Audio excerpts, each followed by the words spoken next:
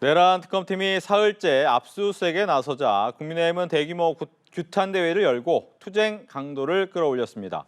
민주당은 더 센 특검법과 검찰개혁 입법에 속도를 내고 있습니다. 관련 내용을 포함한 정치권 이슈들 장현주 더불어민주당 법률위 부위원장, 송영온 전 국민의힘 대변인 두 분과 함께하겠습니다. 안녕하십니까? 어서 오십시오. 네, 내란 특검팀이 계엄 해제 방해 의혹을 수사하기 위해 국민의힘 원내대표실과 원내 행정국 등에 대한 압수수색을 다시 시도하고 있습니다. 국민의힘 소속 의원들은 당협위원장 그리고 당원들까지 모여 대규모 규탄 대회를 열었습니다. 일단 국민의힘 입장에서는 이 압수수색의 범위가 너무 넓다. 이 부분이 가장 큰 쟁점입니까? 가장 중요한 부분은 지금 원내대표실을 압수수색한다는 점인데요.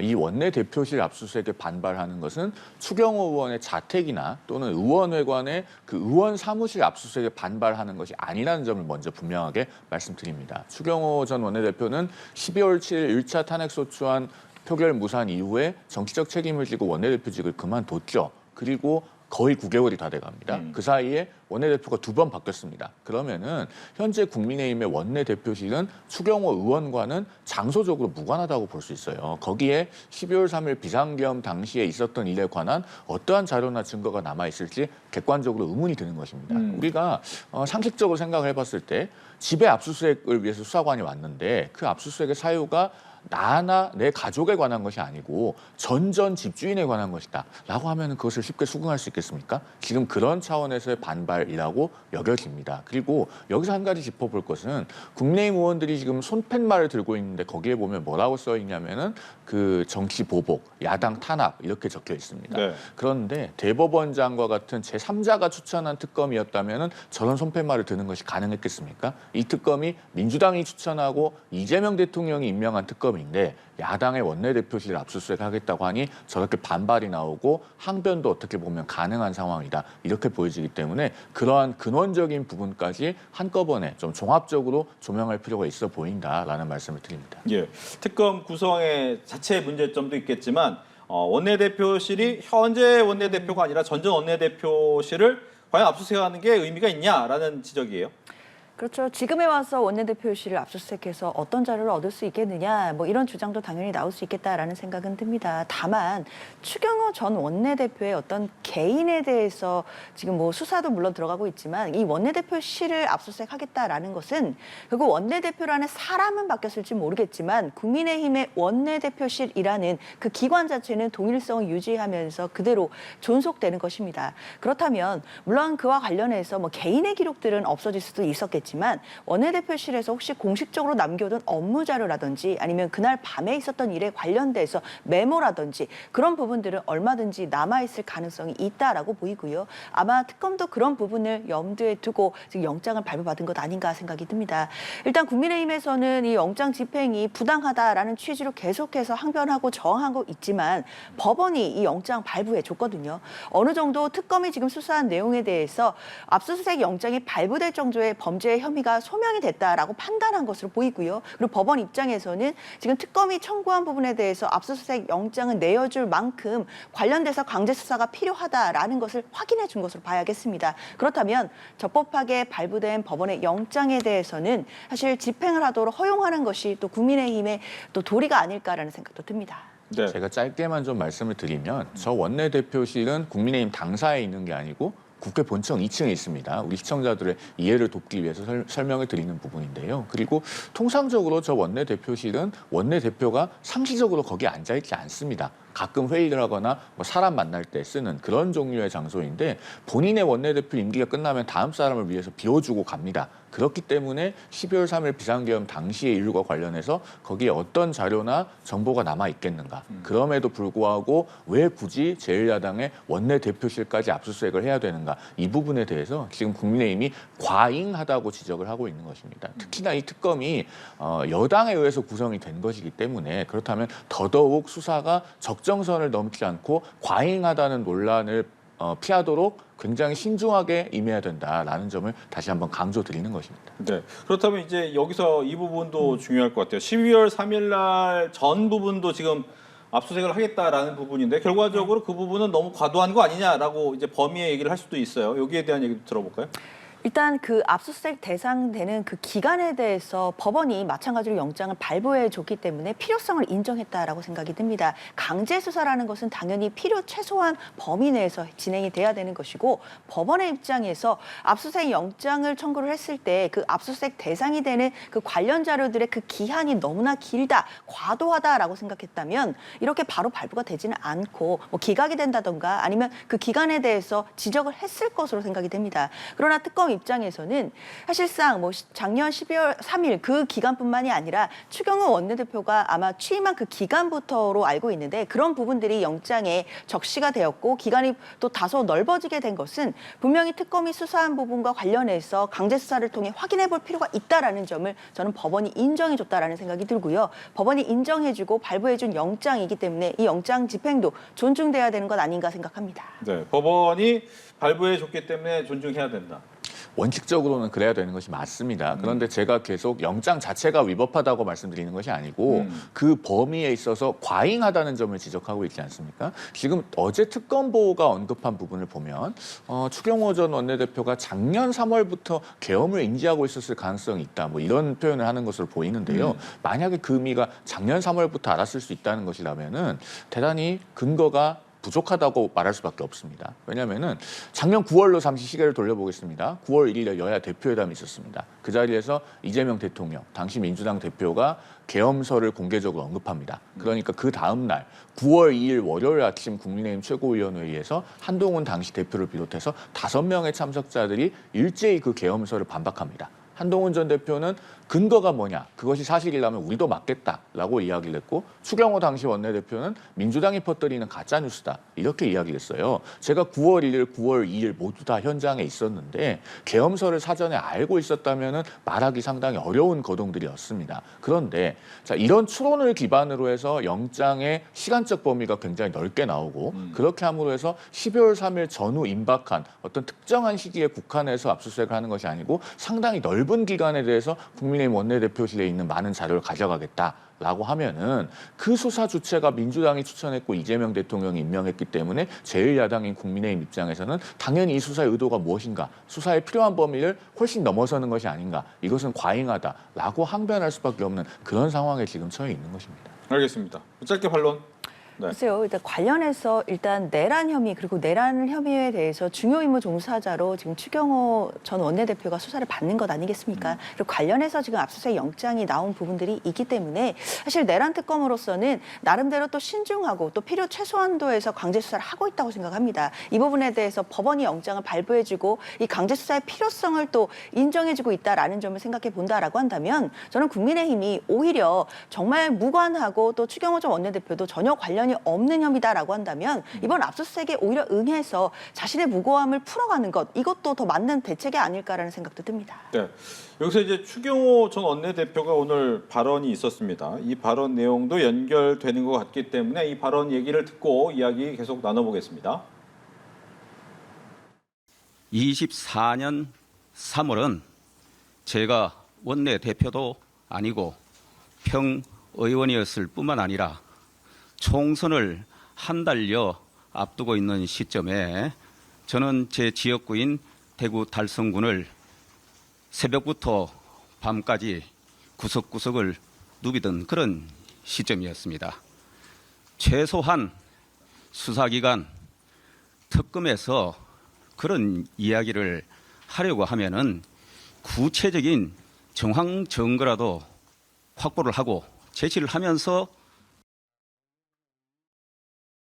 네, 구체적인 정황 증거도 없었다. 왜냐하면 그 당시 난 평의원이었고 원내대표도 아니었는데 원내대표에서의 자료 자체가 3월부터 하는 것이 좀 문제가 있다라는 거예요. 즉 증거가 없다라는 부분이죠.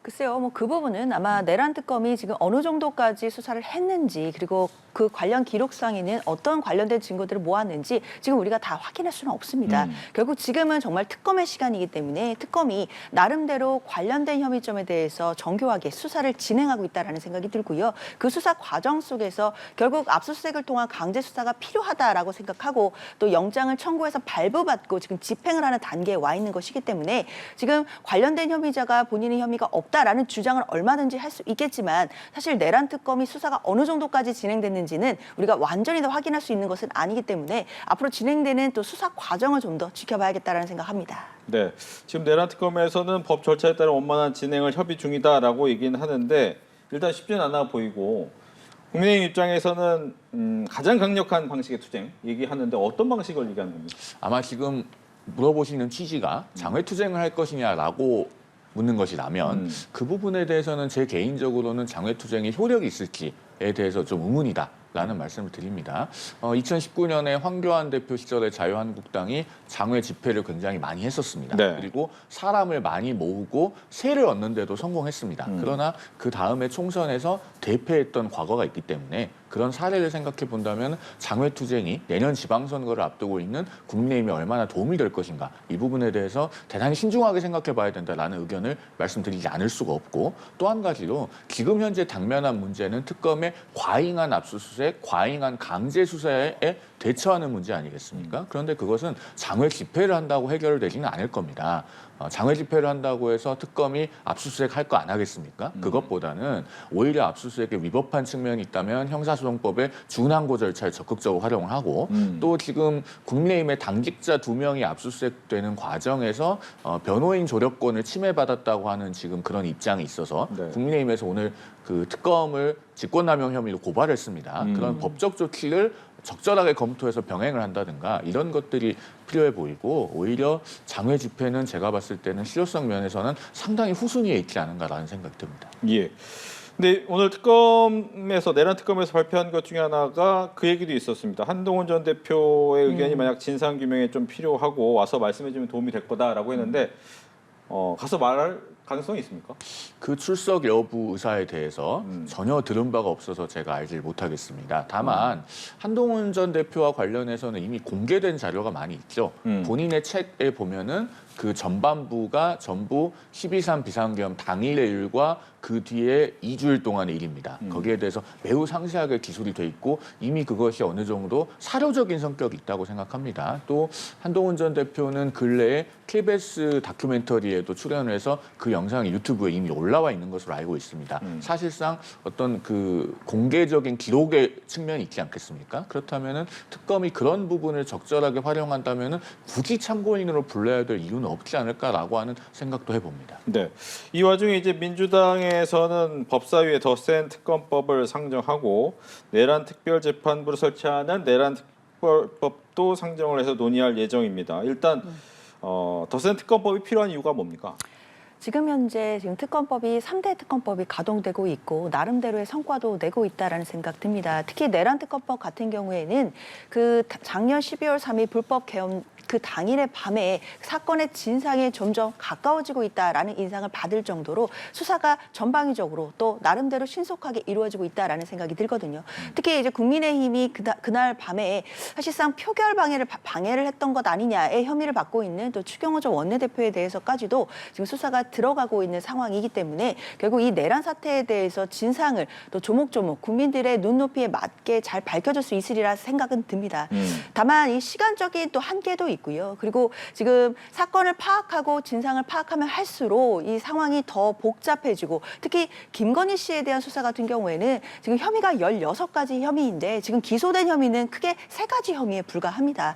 앞으로 기한이 한정되어 있는 것에 불과하는 그것에 비해서 지금 받고 있는 혐의도 너무나 많고 계속해서 쏟아져 나오는 의혹들이 있기 때문에 그렇다면 이 내란 특검들에 대해서 특히 내란 특검뿐만 아니라 3대 특검 모두에 있어서 뭐 기간도 좀 늘려줘야 되고 또 인력 보강이라든지 여러 가지 점들이 좀 보완돼야 되는 것이 아닌가라는 문제의식들이 있고 특히 내란 혐의만큼은 다른 혐의도 아니고 내란이기 때문에 이번에야말로 국민적인 의혹이 하나도 남지 않게 완벽하게 진상이 규명되어야 된다라는 것이 저는 국민의 요구이고 또 국민들의 목소리라고 생각합니다. 예. 즉 내란에 대해서 명확하게 밝힐 필요가 있기 때문에 더 센 특검법이 필요하다. 기간도 늘리고 인원도 늘려야 된다. 대단히 동의하기가 어렵습니다. 왜냐하면은 현재 가동되고 있는 3특검은요. 우리 헌정사상 가장 인력이 많고 가장 수사 기간이 깁니다. 3특검을 합해서 특별검사, 특검보, 파견검사까지 도합 137명이거든요. 서울 동부지검과 서울 서부지검이요. 검사 정원을 합하면 133명입니다. 서울의 중요지검 2곳 전체를 합한 것보다 더 큰 규모의 특검이 가동되고 있고 전례가 없는 일이에요. 2016년에 그 최순실 특검이 파견검사 20명이었습니다. 그때와 비교해 보면은 거의 7배 가까운 숫자 아니겠습니까? 그리고 기간에 있어서도 지금 연장 기간을 포함해서 최대 170일까지 수사 기간이 보장이 되어 있습니다. 여기서 더 늘려야 할 것인가? 2016년에 최순실 특검이 실제로 90일을 수사를 했습니다. 그럼에도 불구하고 굉장히 많은 것들을 밝혀냈거든요.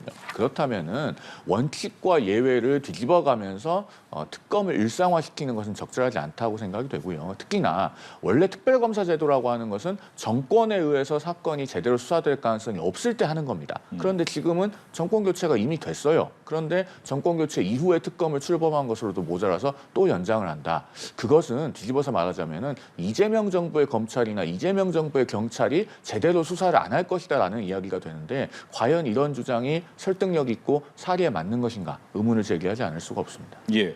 여기에 또 하나가 이제 내란 특별재판부의 설치 부분인데 위헌 위법 부분이 없다라는 의견이 꽤 민주당에서 나오고 있는데 또 외부에서는 위헌 위법성이 있다라고 얘기도 하고 있고요. 여기에 대한 얘기 듣겠습니다. 그렇죠. 뭐 내란 특별 재판부를 만드는 것이 위헌 소지가 있지 않느냐라는 지적도 분명히 나옵니다. 그러나 뭐 새로운 재판부를 만들겠다라는 것이 아니라 기존 법원 내에서 기본 사법부 체계 내에서 특별하게 전담할 재판부를 만들겠다라는 부분으로 해석한다라고 한다면 위헌 소지는 당연히 줄어들 수밖에 없습니다. 뿐만 아니라 예전에도 특별검사가 도입될 때 비슷한 논란들이 있었거든요. 결국 특별검사 제도를 통해서 아니 검찰이 명백히 있는데도 개별 사건을 처리하기 위해 특검 만드는 것 처분적인 법률이기 때문에 위헌 아니겠느냐 이런 주장이 있어 왔지만 사실 이런 부분도 헌법재판소에서 어느 정도 정리가 되었습니다. 그러니까 합리적인 이유가 있을 때 예외적으로 처분 법률도 또 합헌이 되는 경우가 있기 때문에 지금 특별검사 제도도 합헌적으로 운영이 될 수 있는 것 아니겠습니까? 마찬가지로 지금처럼 예외적인 상황이다라고 한다면 분명 특별재판부도 도입해서 또 국민적인 어떤 요구나 또 그런 성원들에 부응할 필요가 있다라는 생각이 들고요. 앞서 이제 얘기가 나오는 것처럼 지금 자꾸 뭐 지금 특검법을 더 센 특검법을 만드는 것이나 이런 부분들이 너무 예외를 더하는 것 아니냐 이런 지적도 저도 뭐 일견 수긍할 법하다라는 생각은 듭니다. 다만 그런 것을 생각하기 이전에 윤 전 대통령 부부가 얼마나 전례 없는 많은 혐의들을 받고 있는지 게다가 또 내란 혐의를 받고 있다라는 점 이런 부분을 생각한다라고 한다면 지금이 전례 없는 비상한 사태다라는 점을 반드시 고려해야겠다라는 생각합니다. 네. 예외를 인정할 필요가 있다. 단도직입적으로 말씀드려서요. 지금 현재 구속되어 있는 12.3 비상계엄 관련된 피고인들 모두 풀어줘도 좋으면은 그 내란 특별재판부 하십시오.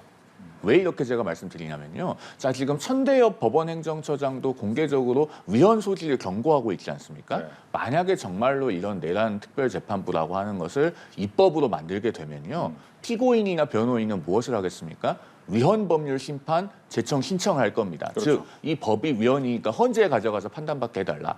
법원이 그걸 받아들여서 헌재에 보내면요. 헌법재판소법에 따라서 관련 형사재판은 절차가 중단됩니다. 그러면 재판이 정지됐는데 그 피고인들 계속 구속해 놓을 겁니까? 당연히 풀어줘야 돼요. 그런 결과를 감당할 자신이 있으면은 민주당이 그것을 하셔도 좋다라는 말씀을 드립니다. 저는 제가 민주당의 법률가 출신 국회의원이면 이런 걸 하지 않을 것 같은데 정말 실력이 부족한 것인지 아니면 풀어줘도 괜찮다고 생각을 하는 것인지 이해할 수가 없어요. 천대엽 법원행정처장이요. 피고인들이 위헌적인 조치라는 주장을 할 텐데 만약 헌법재판소에서 위헌 판단을 받게 되면 이런 역사적 재판이 무효가 돼버리는 엄중한 사태가 생길 수도 있다. 이렇게 경고했는데 이 부분을 정말 민주당 새겨들으시기 바랍니다. 그리고 짧게 덧붙이면은 단순히 전담재판부를 구성하는 것이 아니고 9명의 법관을 추천하는데 그중에 3명을 국회가 추천하고 그것도 국민의힘을 배제한 나머지 교섭단체나 정당들이 추천하도록 되어 있는 것이 지금 민주당 국회의원들 110명 이상이 발의를 한 법안에 있습니다. 그렇기 때문에 이것을 단순히 전담재판부를 구성하는 것이라는 것처럼 말씀하시면은 그것은 좀 사실과 맞지 않는다라는 점도 지적을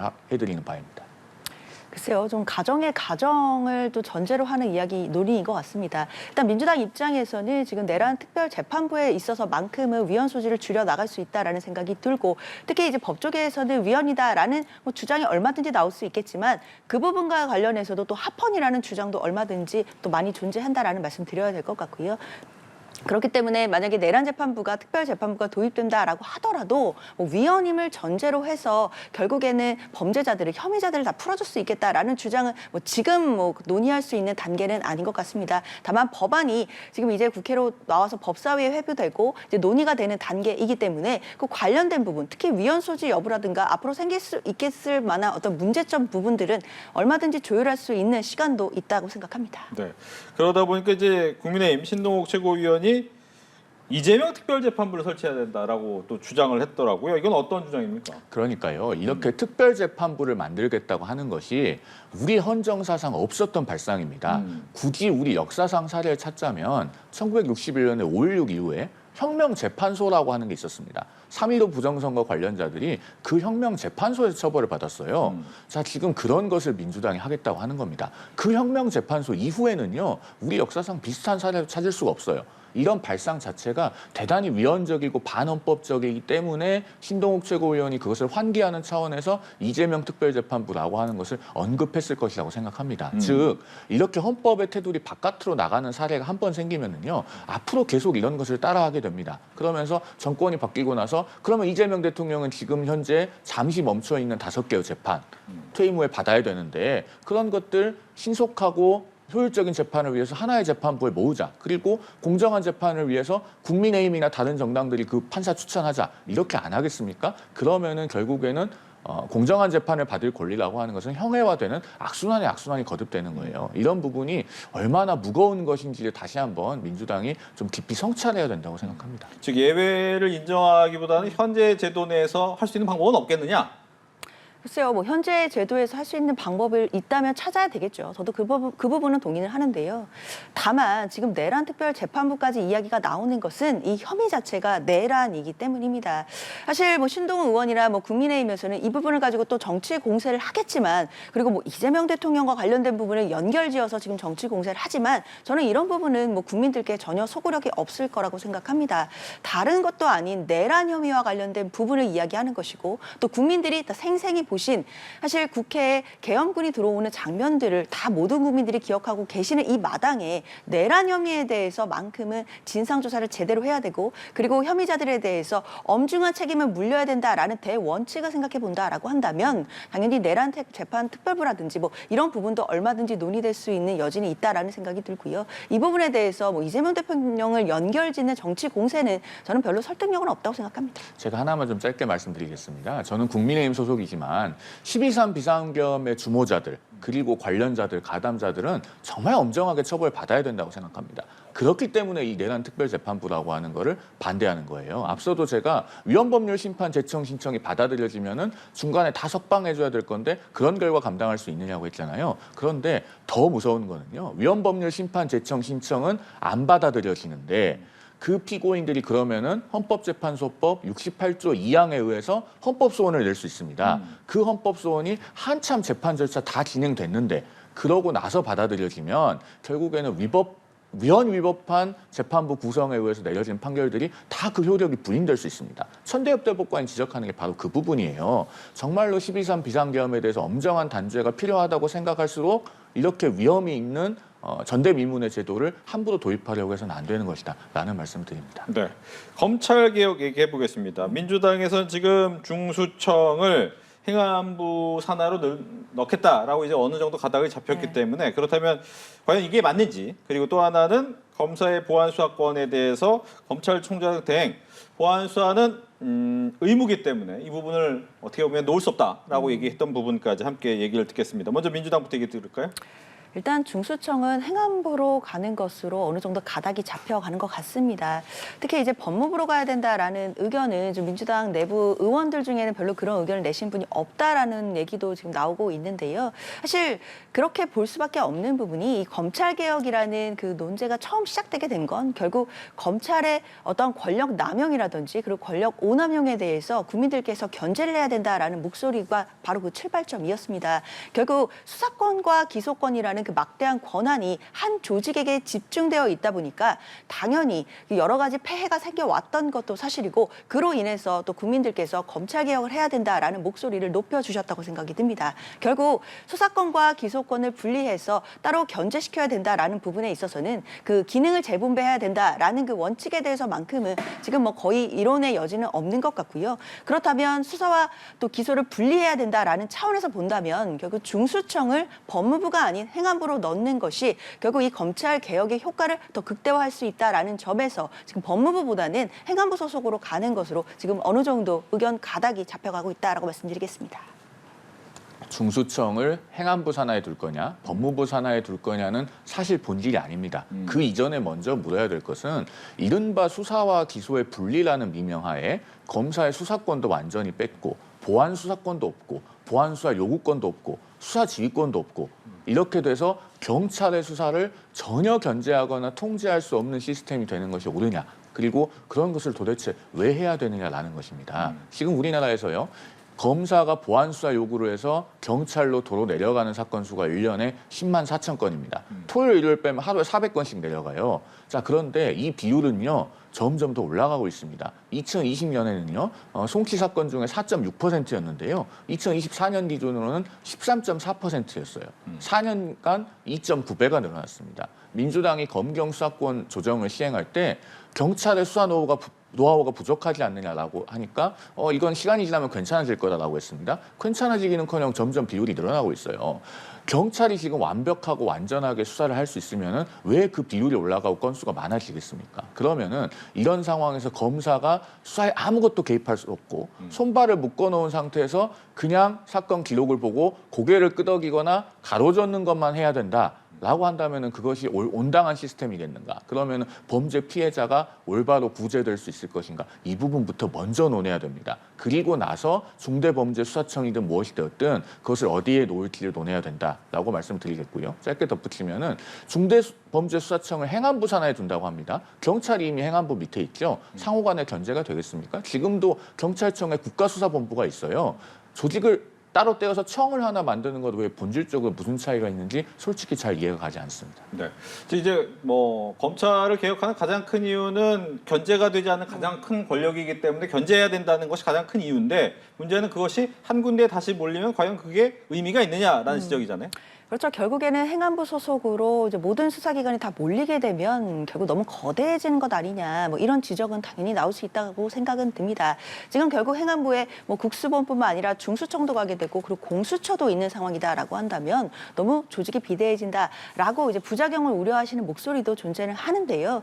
그러나 이제 그런 부분에 대해서는 그 내부에서 견제할 수 있는 장치를 만들고 또 이 관련돼서 구체적으로 그 안들을 어떻게 마련할지는 지금 세부적으로 조율 상태이기 때문에 그런 부분들은 좀 앞으로 나오는 안들을 살펴보면 될 것 같다라는 생각이 들고요. 그럼에도 중수청을 법무부에 둘 수 없는 이유가 말씀드린 것처럼 수사권과 기소권을 분리해야 된다라는 대원칙에서 본다면 사실 법무부의 공소청 그러니까 이제 기소를 하는 기소청이 남아있게 되는데 결국 거기에 중수청이 간다라고 한다면 사실 이름만 다를 뿐이지 결국 검찰의 역할을 다시 하게 되는 것 아니냐라는 부분에 대해서 검찰 개혁이 다시 미완으로 돌아갈 수밖에 없다라는 우려가 있기 때문입니다. 그런 부분들을 생각한다라고 한다면 일단 행안부로 중수청을 소속을 시키고 그 안에서 발생할 수 있는 문제들에 대해서 세부적인 조율안을 만드는 것이 더 바람직하다고 생각합니다. 네.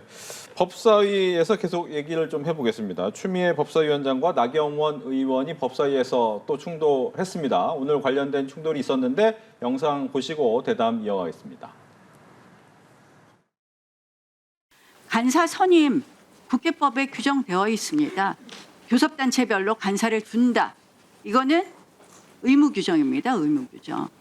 그런데 위원장께서 마음대로 간사 선임안을 안 올려주십니다. 이거 일반 반장 뽑는데 왜 이반 반원들이 뭐라고 합니까? 이 진술인들에 대해서 의원님도 검찰 개혁과 관련한 공청회입니다. 제가 진술인들을 상대로 해서 질의해 주시기 바랍니다. 나경원 의원님, 의제를 벗어난 발언은 이따가 하십시오. 신상 발언 시기에 5선식이나 되시면서 신상 발언과 공청회 관련한 주제를 벗어났다는 걸 구분도 못 하십니까? 5선식이나가 뭡니까? 5선식이나가. 위원장님 그 발언 취소하십시오. 네, 지금 가장 큰 논란은 나경원 의원이 이 법사위에 야당 간사를 하겠다라고 해서 내는데 그 안건이 계속해서 번번이 올라가지 못하고 있다는 점인데 여기에 대한 얘기를 듣겠습니다. 먼저 이번에 국민의힘부터 듣겠습니다. 6선씩이나 되셔서 의사 진행을 저렇게 하신다라는 말씀을 드리지 않을 수 없게 하는 진행과 코멘트입니다. 뭐 5선씩이나 되셔서 어떻게 하는지 모르냐라고 하는 것은 매우 부적절한 표현이죠. 그리고 국민의힘의 간사 선임에 관해서 그렇게 불만이 있으시면 탈당하셔서 국민의힘에 오신 다음에 국민의힘의 원내대표를 하셔야 되지 않겠는가라는 생각이 듭니다. 물론 국민의힘 의원들이 뽑아줄지는 모르겠지만요. 제가 원래는 이렇게까지 냉소적으로 잘 말씀을 안 드리는데요. 이렇게까지 말씀드리지 않을 수가 없는 것이 정말로 우리 국회에서 저 정도로 의사 진행이 비정상적인 선례를 찾아보기가 힘들기 때문입니다. 간사는 원래 국회법상 교섭단체가 각 상임위별로 2개 되어 있습니다. 그리고 확립된 국회의 전통이 각 당에서 간사를 내정해 오면은 자동적으로 안건으로 올려주고 이의 없이 거의 만장일치로 통과를 시켜줍니다. 그런데 저것을 그저께죠. 사실은 원래 의사 일정상 상정해주기로 했는데 어제 올리지 않아서 또 문제가 생기지 않았습니까? 계속 저는 충돌이 반복되고 있는데 저것이 결국은 추미애 의원의 어떤 자기 정치 내지는 강성권리당원에게 어필하기 위한 국회 상임위 권력의 사유 아니겠는가 그런 생각이 들어서 상당히 씁쓸함을 금할 길이 없고 언제까지 우리 국민들이 법사위에서 저런 장면을 보셔야 되겠는가 빨리 좀 이 뒤틀린 법사위의 상황이 교정되어야 되지 않겠는가라는 생각마저 듭니다. 네, 앞서서 얘기했던 부분, 즉 간사 선임은 그 당의 이야기인데 왜 이 부분을 계속 올리지 않느냐라는 부분이죠. 그렇죠. 일단 뭐 간사 선임에 대해서 이토록 논란이 됐던 적이 뭐 제 기억에도 없는 것 같기는 합니다. 다만 나경원 의원에 대해서 법사위 간사로 자격이 있느냐에 대해서 분명히 이 자질에 대해서 여러 가지 논란이 있었던 것도 분명하거든요. 아마 위원장으로서도 그 부분에 대한 고심이 분명히 있을 것이라고 생각이 듭니다. 특히 이제 국회 선진화법 위반으로 지금 재판 중이다 뭐 등의 이유로 지금 간사 자격에 대해서 문제를 제기하는 목소리들이 분명히 나오고 있고 특히나 뭐 나경원 의원은 5선씩이나가 뭡니까? 라고 하면서 5선씩이나 이 이야기에 굉장히 불쾌감을 표명하고 있지만 사실 얼마 전에 국회에서 초선 의원들을 향해서 초선은 가만히 있으라고 반말로 이야기를 하는 바람에 사실 국민들께 많은 비판을 받았던 적도 있거든요. 이런 부분들을 다 생각한다라고 한다면 지금 간사 선임이 원활히 이루어지지 않고 있는 부분이 그저 추위 위원장의 어떤 진행 방식 때문이다라고 말하기에는 좀 복잡한 법사위의 상황들이 있다라고 말씀드리겠습니다. 제가 짧게만 말씀드리면요. 나경원 의원이 피고인 신분이라고 해서 법사위 간사를 맡을 수 없다는 것은 적어도 지금 민주당에서 말씀하실 계제는 아닌 것 같아요. 왜냐하면은 그 과거에 어떤 일이 있었습니까? 이재명 대표 대북송금 사건으로 기소가 되니까 민주당 의원들이 법사위 청문회여서 법원 행정처장 앉혀놓고 이재명 대표에 대한 사건 배당을 따져 물었습니다. 그거야말로 사실 전형적인 이해충돌이죠. 그때 법사위에 이재명 대표의 변호인 출신 국회의원들이 있었습니다. 지금 민주당은 어떻습니까? 이른바 대장동 변호인 카테고리로 불리는 박균택, 양부남, 김기표, 이건택, 김동아 이 5분들 현역 국회의원 되어 있지 않습니까? 그뿐입니까? 대통령실에는 이태영 민정비서관, 전치영 공직기강 비서관, 이장영 법무비서관 이분들도 다 이재명 대통령 변호인 출신입니다. 심지어 헌법 84조 문제가 있는데 헌법 주석서를 발간하는 주무부처인 법제처장으로 역시나 이 대통령의 변호인 출신이 조원철 법제처장이 임명되어 있습니다. 그리고 대북송금 사건의 피고인 신분인데도 국정원 기조실장으로 본인의 변호인 출신인 김희수 변호사 임명했고 금융감독원장에 역시나 본인의 변호인 출신인 이찬진 변호사 임명하지 않았습니까? 총 11명입니다. 이렇게 베스트 11인지 오션스 11인지 모르겠을 만큼 11명이나 되는 이해충돌의 소지가 있는 분들이 국회의원, 대통령실 그리고 정부의 요직에 포진하고 있는 상황에서 나경원 의원의 이해충돌 가능성을 거론할 계제가 되는가 민주당에서 한번 성찰해 보시기 바란다라는 말씀을 드립니다. 네. 근데 이렇게 생각할 수 있잖아요. 물론 간사의 자격을 논의할 수 있는데 그 간사 자격은 자격이고 해놓고 문제가 생기면 거기에 대한 책임은 또 야당에서 지면 되지 않느냐. 왜 그 부분을 이렇게 미리 선제적으로 얘기를 해야 되느냐에 대한 의문은 좀 생기거든요. 글쎄요, 뭐 그렇게 볼 수도 있겠지만 그만큼 지금 여야의 대치 상황이 국회에서 특히 이제 법사위에서 굉장히 극명하게 또 갈등으로 보이고 있다라고는 점을 짚어야겠습니다. 사실 뭐 간사 선임이야 그냥 해주면 되는 것 아니겠느냐라고 말씀하실 수도 있겠지만 사실 특히 여당에서 바라볼 때는 특히 여당 그 지지자들이 바라보시는 나경원 의원에 대한 인상은 사실상 간사로서의 자격이 있느냐에 대해서 여러 가지 지금 목소리들이 나오고 있고요. 뭐 재판을 받고 있는 피고인이다 뿐만 아니라 사실상 윤석열 전 대통령의 계엄 상황이라든지 그리고 탄핵 국면에서 보여줬던 그 모습들, 특히 윤 전 대통령을 옹호하는 듯한 그런 모습들이 아직도 또 국민들의 뇌리에 강하게 남아 있기 때문에 그런 부분에 대해서도 또 자질 여부라든지 간사로서의 과연 자격이 적절한가에 대해서는 앞으로도 계속 논란이 될 것이다라는 생각 듭니다. 네, 감사 선임 안건 계속 상정 안 하면 어떻게 됩니까?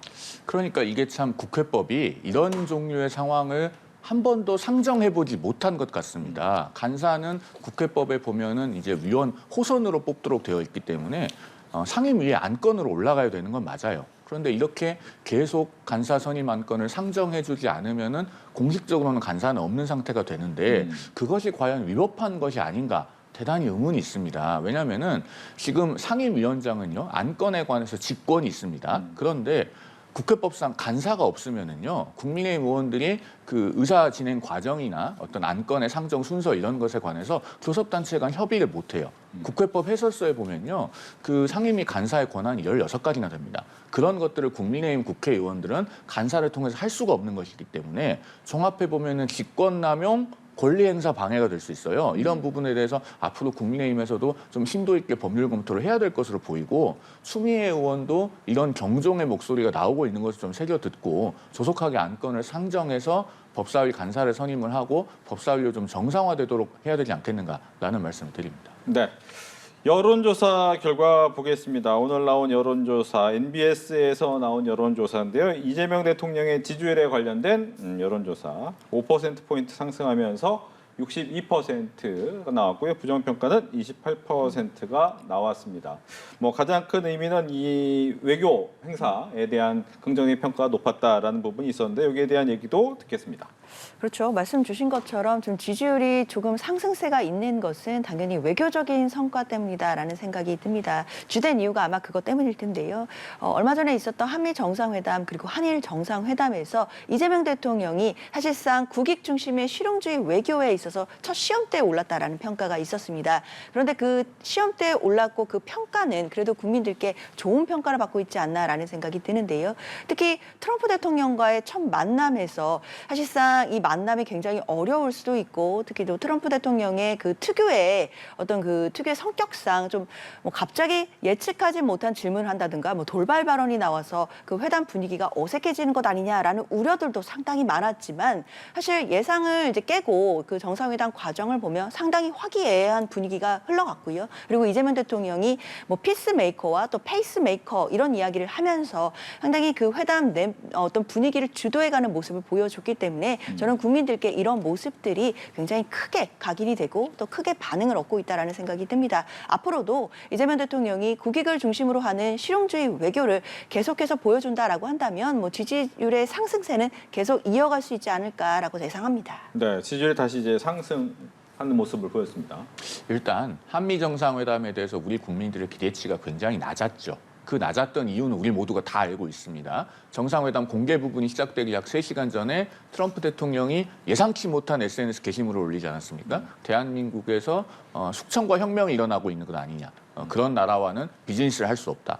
굉장히 우리 국민들께서 많이 걱정하셨어요. 우크라이나 젤렌스키 대통령이나 남아공 대통령 같은 상황이 되는 것이 아니냐 우려를 했는데 다행히 공개적인 회담 부분에서는 큰 충돌이 없이 넘어갔습니다. 그러다 보니 기대치가 낮았는데 무사히 넘어가서 정상회담이 잘 된 것처럼 보이고 그것이 지지율에 일정 부분 일시적으로는 반영된 걸로 보입니다. 그러나 장기적으로 그 높은 지지율이 유지될 수 있을 것인지에는 저는 의문이 있습니다. 왜냐하면은 정상회담의 내용을 꼼꼼히 뜯어보면은 합의문이 없죠. 공동선언, 뭐 공동성명, 공동발표문, 공동기자회견문 어떤 것도 없습니다. 그리고 미국은 우리가 투자하기로 한 5천억 불에 대해서 명시적인 문서화된 합의를 요구하고 있지 않습니까? 그것을 언제까지 하지 않고 버틸 수 있을 것인가가 사실은 의문부호가 그려지는 대목이죠. 그러면은 앞으로 우리의 합의가 구체화되었을 때 그때 돌아오는 청구서가 상당히 혹독할 수 있습니다. 우리나라 연간 GDP가 1조 8천억 달러인데 지금 에너지 구매와 기업들의 직접 투자를 합하면은